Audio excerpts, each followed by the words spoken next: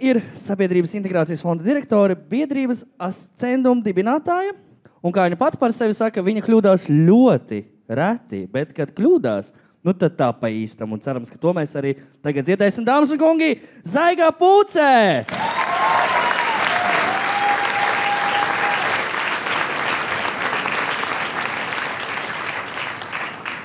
Jā, labvakar visi. Nu, tas ļoti reti kļūdās, tas vienkārši tās kļūdas, kuras ir tik nozīmīgas, ka par viņām ir vērts runāt, vai ne? Bet jā, jūs jau dzirdējāt, es esmu Sabiedrības integrācijas fonda direktore. Nepilnus 4 gadus, tā kā tur visi fakapi joprojām procesā un šobrīd notiek.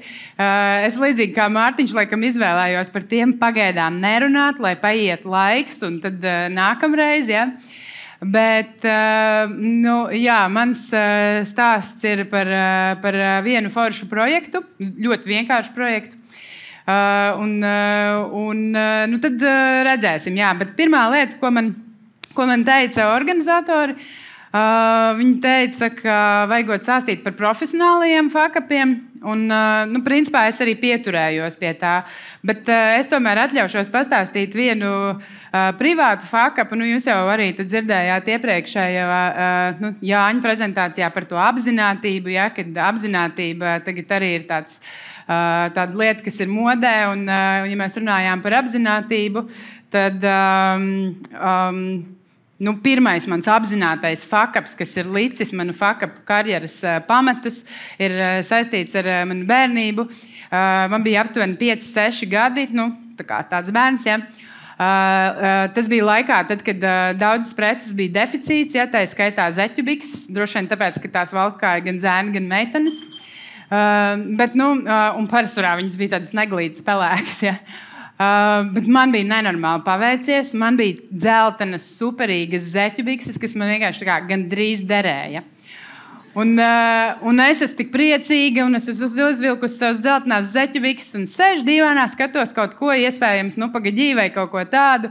Un es tā kā tās zeķu bikses tā savelku, un skatos tā kā, nu, reku tāds bišķiņ tāds liekas, nu, tā kā, nu, šitā. Un es domāju, nu, baigi stulbi, nu, ko viņš tur tāds liekas, vai ne? Nu, tā kā, nu, es kā cilvēks, kas principā ir orientēts uz risinājumu atrašanu, tā kā, domāju, nu, kaut kā šo vajadzētu atrisināt, vai ne? Paskatos, labi, pa kreisi, vecā tās čēres, un vienkārši tā kā šņiks un nogriežu. Un tā sekunda, jūs nevarat iedomāties, cik es tajā brīdī esmu laimīga, vienkārši super. Vienkārši atradu problēmu, atrisināju, un viss ir. Nu, līdz momentam, kad es palaižu, protams, tās zeķubikses vaļā, un tas caurums no maziņa paliek lielāks, un vienkārši pa visu kāju. Un kāpēc es to stāstu? Jo man liekas, ka tās emocijas, kas man tajā brīdī bija, nu, pirmkārt, protams, visi 6-gadīgi bērnu lamu vārdi, ja? Bet tās emocijas, ka tu saproti, tā kā, kas tas tāds ir, ja? Šoks tāds, bet adrenalīns vienlaikus, ja? Un arī bišķi tāds tā kā pārsteigums par to, ka, rekā sanāca, nebija domāts, vai ne? Un man liekas, ka tas ir tas brīdis, kad es sapratu, ka patiesībā noriskēt un pamēģināt jaunas lietas ir forši. Un droši vien iespējams, ka tas ir arī iemesls, kāpēc es šovakar esmu šeit, ja? Jo, nu, neslēpšu, ka man nav tāds talants kā Mārtiņam uzstāties brīvi runāt, ja? Un mana prezentācija būs parasts PowerPoints, ne tā kā grafiskiem dizaineriem, ja? Bet vienalga stāsts, manuprāt, ir to vērts, lai jūs viņu dzirdētu. Un tad sākšu par īsto mantu. Respektīvi, es jau minēju, tad nestāstīšu par savu šī brīža darbu, bet par to darbu, ko es darīju NVO. Tie, kas nezina, kas ir NVO, tās ir nevaldības organizācijas. Dažreiz cilvēki domā, ka tas tāds spēļu darbs, bet, nu, aplausieni tur tiešām ir īsti, ja? Un tad mēs ar manu draudzeni, cīņu biedreni, abas divas, es no studentu padomas pašpārvaldes, Eva tur no jaunatnes padomas, Eva Johansson, tur viņi arī sēž, lai pārliecinātos, ka viss notiek. Mēs izveidojām 2010. gadā biedrību Ascendum ar domu, ka, nu, tas bija tāds krīzes, es teiktu, gandrīz viens no karstākiem punktiem, visi pilnīgi depresijā, viss ir slikti LV, nevienam nekas nepatīk. Un mums vienkārši likās, ka mums vajag uztaisīt kaut ko foršu. Un tas, ko mēs mācējām darboties tajās pašpārvaldēs un tā kā NVO sektorā, nu, taisīsim biedrību. Nu, mēs to darījām caur 3 projektiem. Viens ir Garā pupa, kas bija paredzēts bērnu kultūra izglītībai. Otrs bija Satori, varbūt kāds ir dzirdējis, varbūt pat lasījis. Un trešais bija mans domas, par ko arī ir šī vakara stāsts. Un mans domas bija projekts, lai pievērstu caur kultūras un sociālajiem pasākumiem uzmanību Doma baznīcai, jo Doma baznīcai tajā brīdī vajadzēja diezgan daudz remontus. Tur jumts bija galīgi briesmīgā stāvoklī, tornis bija jau bišķītiņi sasvēries, pamatos nebija kaut kas labi. Mēs sapratām, ka Doma baznīcai arī tas finansējums ir nepieciešams diezgan daudz. Viena no lietām, ko varētu darīt, piesaistīt sabiedrību, lai palīdz vākt ziedojumus.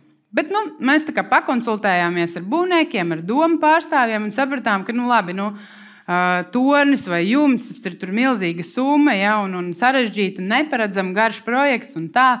Mēs izvēlēsimies kaut ko vienkāršu. Un, kas varētu būt vienkārši? Mēs sākam domāt, kas tur tā ir. Doma baznīcā beig daudz vitrāžas. Un ir arī logi, kur ir vienkārši tikai balts stikls. Ok, ieliksim Domā vitrāžu. Kas tur sarežģīts? Un pie tam mums vēl pastāsta tādu foršu stāstu, vai ne, par to, ka tās vitrāžas, kas Domā ir tikai par zviedru, vācu laikiem, vispār nekas nav par latviešiem vai Latvijai svarīgiem notikumiem. Mēs saprotam, domāts darīts, vai ne? Liksim vitrāžu par barikādēm. Un mēs, protams, arī tur, kā lai saka, zināmi labi projektu vadītāji ar pieredzi jau, ja, kādi 4 gadi studentu pašpārvaldē. Un mēs ķeramies klāt, mēs tur izveidojam žūriju, mums ir konkurss pa visu Latviju, visi var iesniegt savas idejas. Mēs saprotam, cik tā maksā tāda vitrāža. Ja? Mums pasaka uz to brīdi kaut kādi 30,000 lati. Mēs sākam vākt ziedojumus un naudu caur visiem tiem pasākumiem. Mums iesniedz kādas 24 idejas, kā tad varētu izskatīties tas. Ir klasiski vitrāžisti, ir bērnu zīmējumi. Un viena no idejām ir vienkārši super atšķirīga no visa pārējā. Tāda, kas vienkārši izlec. Un viss skaidrs, tur jauns arhitekts, viņam ir ideja par to, kā viņš redz, pat inovatīva tā ideja. Plus viņš piedāvā iesaistīt starptautisku inženieru kompāniju Arab. Tie, kas nezinu, viņi arī ir piedalījušies Sidnejas Opernama veidošanā un Görkenā. Redziet, tur viss kārtībā, jā, viss stāv, tur daudz stikli, viss ir ielikti, jā, viss ir labi. Kāpēc, lai mēs šo te ideju neņemtu? Un mēs, protams, sākam vākt tos ziedojumus, bet kaut kādā jau pusceļā saprotam, ka laikam jau gluži nebūs tā, ka pietiks ar tiem 30,000 vai ne, tomēr inovatīva ideja. Un mēs saprotam, ka tad mums ir jāpadomā, kā tad mēs varam to ideju tālāk pārdot ziedotājiem, ja tā var teikt, lai viņi saprot, ka šoreiz būs vajadzīgs kaut kas bišķiņ vairāk. Un vienlaikus mēs pusceļā saprotam, ka labi, šis ir tāds sarežģītāks projekts, vai ne? Ja mēs tai klasiskajai vitrāžai plānojām tur plus mīnus gadu, ja, tad te jau vajadzētu pielikt vairāk laiku klāt, vai ne? Labi, projektu vadītāji tā darītu, ja? Būs 2 gadi. Tad taisīsim 2 gadus. Nauda arī jau tiek vākta, viss jau tā kā notiek. Mākslinieks Križs Zilgavs, kas to ideju iesniedz, arī jau sāk strādāt. Un mēs tā kā jau esam procesā. Principā mums ir, es pat teiktu, man liekas, viens no Latvijā pirmajiem build and design projektiem. Ja? Un viss baigi forši, līdz brīdim mēs saprotam, ka tas viens no 4 lielajiem stikliem ir 4,2 metri vienā lējumā. Un tā arī ir viena no unikālām lietām. Pasaulē šāda stikla nav tik liela vienā lējumā. Tad kaut kādā brīdī mēs saprotam, ka tam ir iemesls, jo nav tāpēc, ka nav tik liels stikla krāsnes. Vienkārši tāda vēl nav. 3,5 metri ir lielākā. Bet, atkal, lai jūs saprotat, ja, mēs neesam nekādi tur puskoklēcēji, ja, mēs esam profesionāli projektu vadītāji lielākajā katedrālē Baltijā, liekam vitrāžu, ja. Mūs nekas nevar apturēt, ja. Mēs atrodam stikla mākslinieci lielisku Andu Munkevicu, kura ir starptautisks tīkls, un viņa tiešām dabona cilvēkus, kas uztaisa stikla krāsni. 4,2 metru lielu, un mēs varam izliet tos stiklus. Bet jūs iedomājaties to darbu, ja tur atrast, kurš to krāsni uztaisīs un izliet to stiklu. Viss lieliski, vienkārši viss notiek pēc plāna. Ja? Un, šeit arī tur, ambīcija, protams, lielie, bet kāpēc mēs neņemtu ideālu, inovatīvu projektu, kāpēc mēs ņemtu tos parastos? Ja? Mums ir startautiska komanda, mums ir vitrāžisti, mums ir arhitekti, mums ir inženieri. Mums vienkārši viss ir. Mēs pat esam paredzējuši vairāk laiku, nekā parasti būtu parastai vitrāžai. Kas vispār var noiet greizi, vai ne? Jā, un mēs tad sākam, ejam uz to, ka redz 3 fāzes projektam. Pirmā fāze tur iesaistās tie starptautiskie inženieri, visu viņi tur uzzīmē, saliek, kā tur tā vitrāža mainīs izskatu atkarībā no saules gaismas un tā tālāk.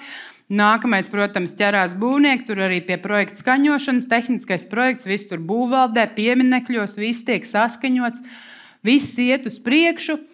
Mēs saprotam, tuvojās jau tas 2. gada beigas, un tas projekts grandios, vai ne?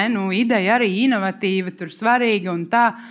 Mēs saprotam, ka mums ir jāsāk plānot vitrāžas atklāšanu, vai ne? Vitrāžas, protams, vēl tur top, bet daži jau tie stikli jau gatavi, vai ne? Viss jau tur labi. Un mēs arī atvēzējamies, vai ne, tur kaut kādā februārī. Izdomājam, ka taisīsim atklāšanu 4. maijā. Tas ir būtisks datums, vai ne? Forši arī, ka maijā, nevis novembrī. Saulīt spīd un tā. Un mēs ķeramies klāt. Tajā laikā, protams, vēl 12. gads, jau jāsaka, jau uz priekšu 13. 14. laikam. Un, mēs salviekam viesu sārakstu, uzrunājam mūziķus, māksliniekus, kas bez maksas iesaistīsies tur koncerta izveidē un tā tālāk. Viņi jau bija iesaistījušies jau to ziedojumu vākšanā, ja kas. Ja. Tad mēs, protams, tur uzaicinām barikāžu dalībniekus, uzaicinām arhibīskapu, uzaicinām vēstniekus. Jā, uz to brīdi jau tā brīža Latvijas prezidents ir vitrāžas patrons. Bet mēs saprotam, ka barikādas bija svarīgs notikums Baltijā, vai ne? Loģiski jāuzveicina arī Lietuvas un Igaunijas prezidenti. Arī viņi tiek uzaicināti. Un, respektīvi, mēs esam izsūtījuši 400 ielūgumus papīrā. Mums 4. maijā ir nolikta atklāšana, un viss notiek. Faktiski 2 nedēļas pirms atklāšanas mēs jau liekam mikrofonus baznīcā, ja kā mums tur viss būs. Un nedomājiet, ka tas bija bezatbildīgi. Es visu laiku turēju roku uz pulsa, jautājot par to, vai viss notiek pēc plāna. Jā, viss notika.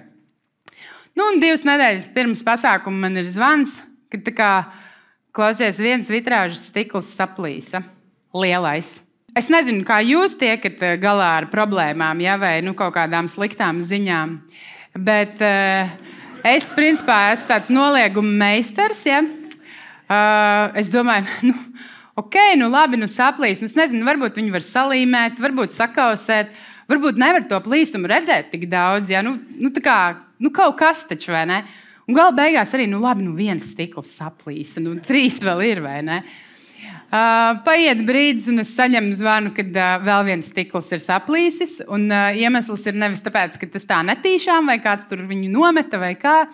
Bet vienkārši tie stikli ir pa lielu, lai viņus varētu likt uz mehāniskās slīpējumās mašīnas. Un tur ir tāda mikrokustība, kas viņu vienkārši svaru saplēš.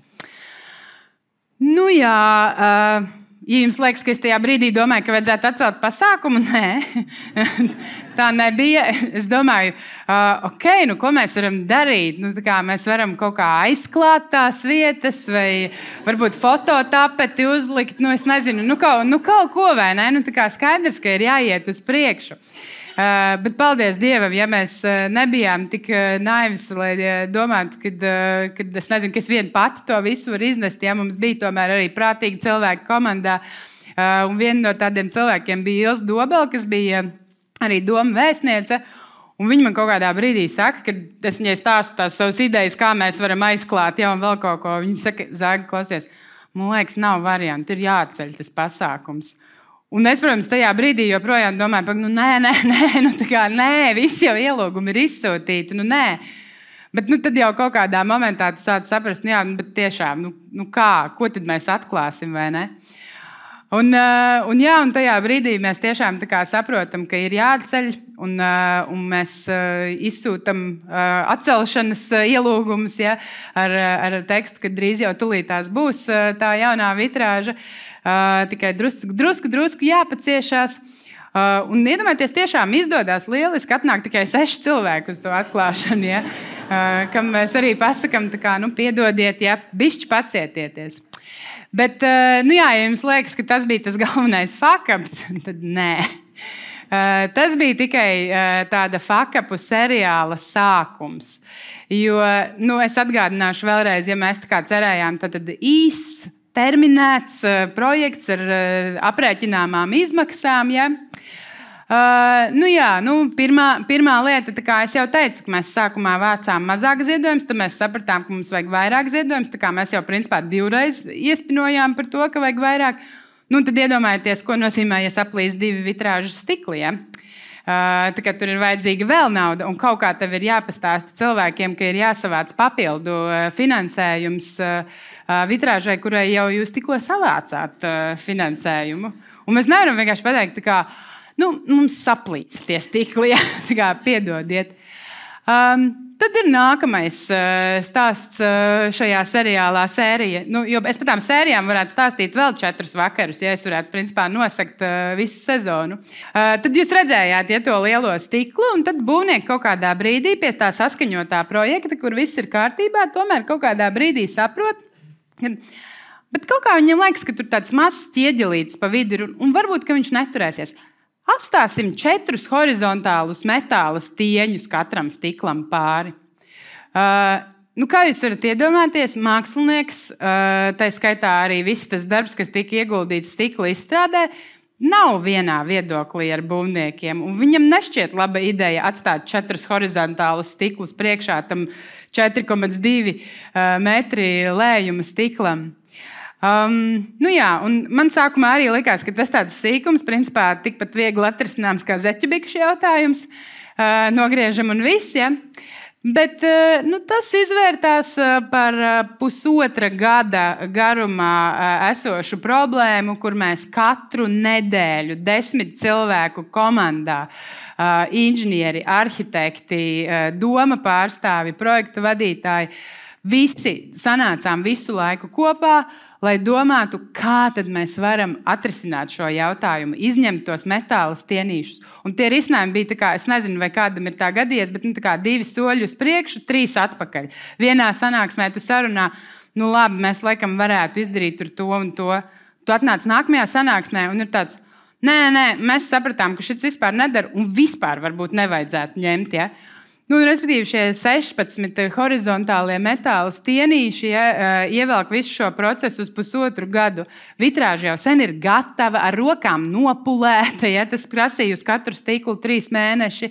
Viss jau stāv, jau principā iepakota, gatava vest. Un tad, protams, lai nebūtu pārāk garlaicīgi, jo vitrāža ir gatava.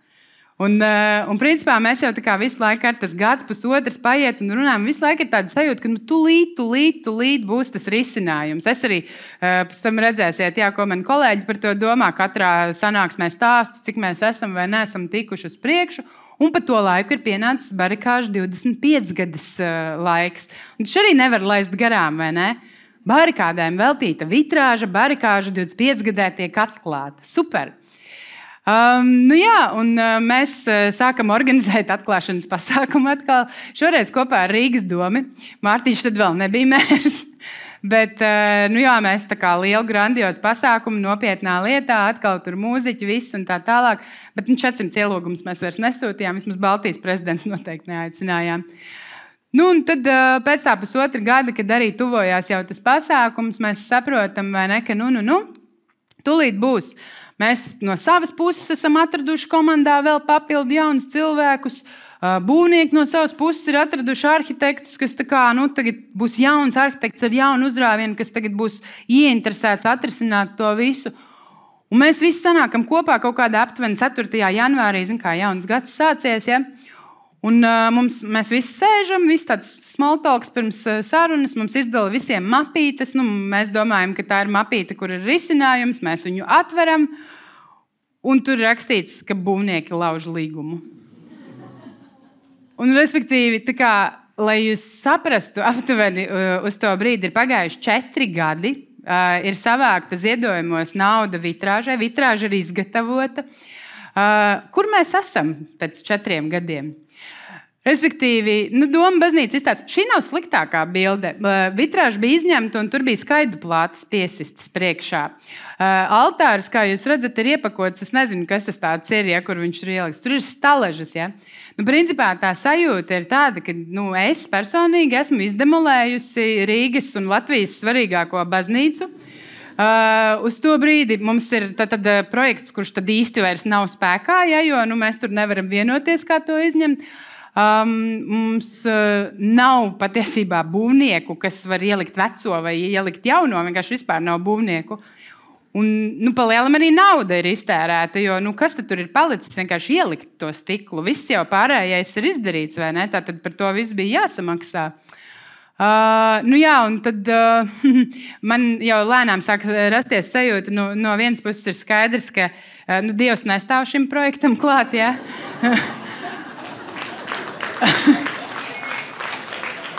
Es domāju, ka man varbūt vajadzētu pārcelties uz dzīvi ārpus Latvijas, jo gandrīz visi cilvēki, kurus es satieku, ir bijuši iesaistīti šajā projektā, vai kā mākslinieki, vai mūziķi, vai inženieri.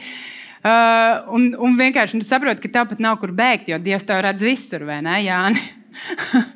Lūk, un tad tas entuziasms sākotnējais pēc tiem 4 gadiem jau faktiski ir kļuvis par izmisumu, ja? Un tu esi tajā situācijā, tā kā pilnīgi tā kā ūdens ir pārlījis pāri, un 4 gadi ir pagājuši, un tu esi 0 punktā. Jā, un tad man atbalstošie un jaukie kolēģi sāk veidot šādas memes, lai iedrošinātu mani, ka viss būs kārtībā, un ka ir vērts doties uz priekšu, ja? Un es, protams, kaut kādā brīdī arī viņus uzklausu, saprotu, ja, ka droši vien ir vērts, un vienkārši pēc tiem 4 gadiem mēs visu sākam no jauna. Mums tā kā ir jāatrod jauni inženieri, jauni arhitekti, kas visu to atkal sāks rēķināt, jo joprojām jāmeklē risinājums, kā tās metāla stieņus dabūt no tā loga ārā. Arhitekti, kuriem viss projekts ir jāzīmē no jauna, jāiet visa skaņošana no jauna, viss tā kā jādara. Un tas pie situācijas, kad mums nav naudas. Un tiešām šeit gan ir jāsaka, laikam, paldies Dievam. Pirmkārt, man bija arī kaut kāda sajūta, kaut kādā mirklī, ka varbūt mums to vitrāžu nemaz nevajag ielikt. Varbūt, ka tas ir tas pēdējais puzles gabaliņš tai Rīgas gatavībā, un ja mēs viņu ieliksim, tad vismaz Doma baznīca, ja ne visa Rīga nogrims. Jo tā kā nevar būt, ka tā var neiet vienā projektā. Bet tiešām kaut kādā brīdī, acīm redzot, tas neveiksmi limits ir iztērēts, un mums tiešām izdodās dabūt visus tos iesaistītos cilvēkus, kas ir vajadzīgi, un pat būvnieku, kas tiešām par faktiski pliku pašizmaksu. Un es gribu pateikt, tie bija Re un Re, kas piekrita un uzņēmās to risku, lai ieliktu to vitrāžu Doma baznīcas slogā. Bet es tā kā viena tāda maza apkāpe, lai jūs varat iedomāties, tā kā tā vitrāža jau sen tur stāvēja, un mēs tur gājām pa riņķu, un tos 2 soļus uz priekšu, 3 atpakaļ. Bija kādas 6 reizes, kad man teica, ka nākamnedēļ vedam, būs. Nākamnedēļ vedam, būs. Un tad iedomājies, tā kā, tu saņemies, un nav atkal. Un tu tā kā sapriecājies, un nav atkal. Respektīvi, šajā reizē arī man saka, būs, vedam, viss ir sapakots, vedam. Un ja jums liekas, ka es tajā momentā stāvu blakus un domāju, beidzot, ja to visu saliks, tad nē, es tajā brīdī nebiju Latvijā. Bet man atsūtīja bildes tāpatās, kā jūs varat redzēt, kā tas viss notika, lai sirdsmielam reiz zinu, ka tas tiešām notiek. Jā, un tad 3. atklāšana, kas beidzot tad ir īstā atklāšana, notiek 2018. gadā, faktiski jau pēc 6 gadiem, 13. janvārī. Diezgan šaurā cilvēku lokā, ģimene, draugi. Paldies Dievam, ka tie cilvēki, kas tur bija iesaistīti, bija daudz. Koris balsis bez maksas nodrošina muzikālo pavadījumu, bet, vitrāža beidzot tiek atklāta. 6 gadi.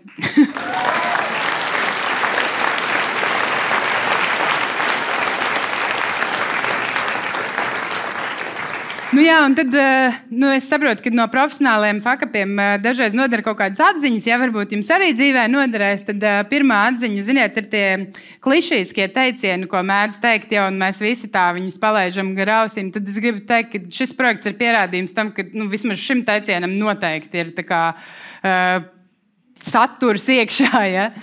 Otra lieta, protams, ir tas, ka tev var būt pieredze projekta vadībā un varbūt visādi gudri cilvēki, kas tev var pamācīt un tā tālāk, bet vienalga ir lietas, kuras tu iemācies tikai darot, lai cik tev ļoti liktos, ka tu baigi visu zini.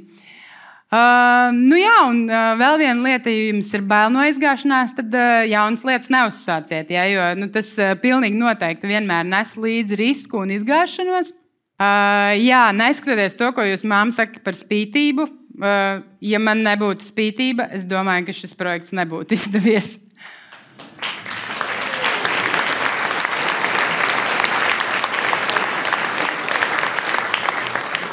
Es gribu iedrošināt visus, ka kaut kādā brīdī viss var izdoties vienkārši.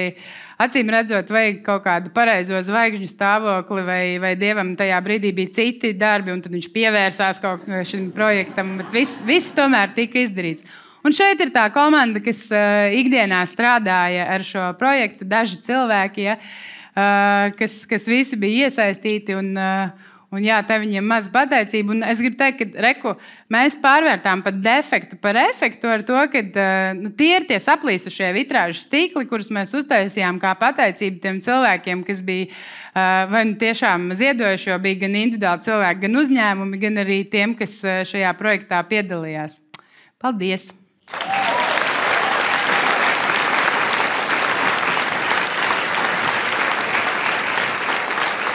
Paldies liels par tiešām interesanto stāstījumu. Kas notika ar tiem 16 metālstīņiem? Ko viņi izdomāja izdarīt? Viņus beidzot tiešām atrada veidu, kā viņus var izņemt. Un, tur, es nezinu, pat neatceros, man liekas, jau kādi 3 inženieri tur pārēķināja. Sākumā tur bija doma, ka vajag cementu likt apkārt, lai tur varētu to visu tā kā saturēt vai citi varianti. Bet beigās saprata, ka var arī ielikt vienkārši metāla rāmi, kurā ieliek to stiklu. Un tad viņš gan tie ķieģelīši ir pret ko atbalstīties, gan tam stiklam ir kur turēties. To stiklu ir iespējams izsist teorētiski. Pamēģini. Tas maksā. Es domāju, ka ar šī brīža inflāciju noteikti krietni vairāk. Tad cik īsti maksāja projekts? Tas, ko mēs savācām, bija 100,000. Bet skaidrs, ka stikla māksliniecei arī netika līdz galam viss samaksāts, jo tas pirmais būvnieks arī tur tā teikt izdomāja, ko un kā. Un, ja mums būtu bijis jāmaksā būvniekam, kas ievietoja to stiklu, un tā kā pilnu cenu, tad es domāju, ka tur arī būtu citādāk. Bet principā 100,000, es gribu teikt lati, man jau tagad ir sajūtas, bet lati, jā. Paldies par jautājumiem, paldies par atbildēm. Dāmas kungi, Zaiga Pūce!